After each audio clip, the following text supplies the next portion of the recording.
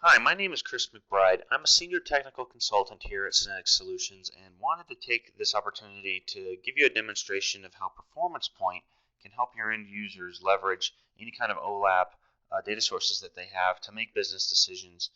This is built off of the AdventureWorks data source. And so what we have here are a couple of things. Across the top we have some filters, and right now if I click this drop down, you can see that we are going to be looking at the quarter 3 and 4 of 2001, and basically all the quarters through the that dimension provides, which goes through 2004. In addition, we are looking at some different product components. Specifically, we're looking at all of the product components right now, but broken down on those different these different categories. Again, on the left-hand side, you will see a chart, a grid that's, I should say, that is showing you broken down by different countries, the order counts that have come in through those quarters so that they can be monitored. On this side, you see a graphical representation that's broken down by the different products rather than by the different countries.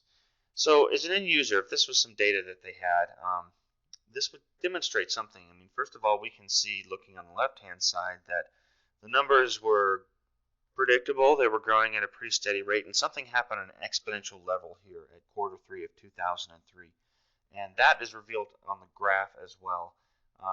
You can see that really heavy here on the accessory level. If I hover over that, I get some specifics about what that was in terms of volume, and I can see on the red line that would be the order count for bikes. So we just saw some improvements here, really, again on the clothing side, not so much on the components. So one opportunity I might have is to say, let's go and take that out, because it's not adding anything. It didn't seem to improve in regards to the grid.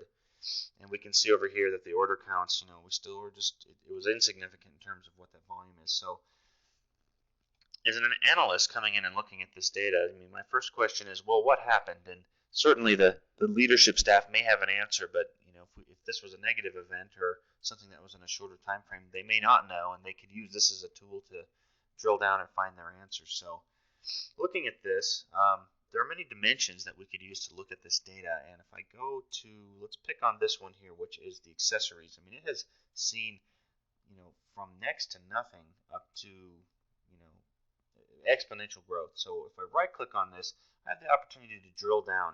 And these are the different dimensions that are made available for me to drill down upon. I don't think I need to go deeper into the date or the delivery date.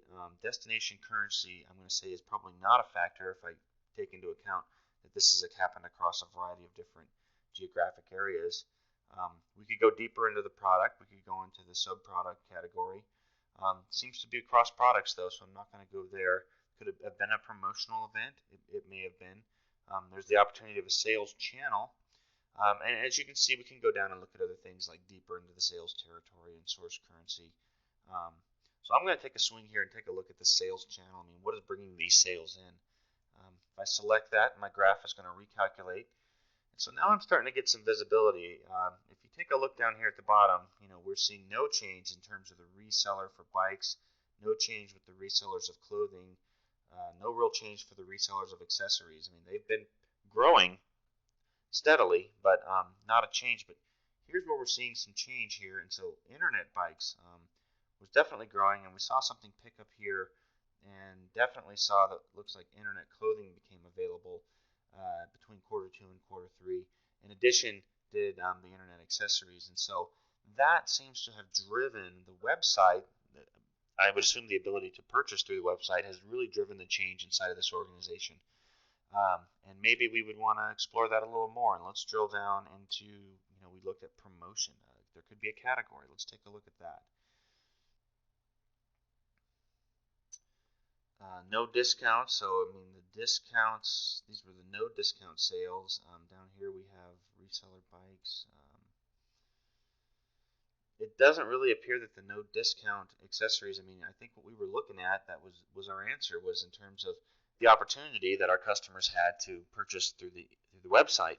And that would make sense because, if you're only using a reseller, you can only do that in the local area, and with the internet, that enters everybody's home. So a very interesting conclusion we're able to draw from that. And something that, this kind of a tool would save time and energy, first of all, for the IT department or a set of specific data analysts to come up with that conclusion when the end user has all these tools at their fingertips. So, hopefully that demonstrates part of what we're trying to show here as this is a tool to empower the workforce to become familiar with their data.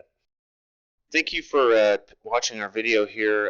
Again, we are Synetic Solutions, and here's our URL, and encourage you to come back and check out our site in the future, as we're going to have some more videos come up that help demonstrate both technical concepts and then some business concepts to help you with making some decisions.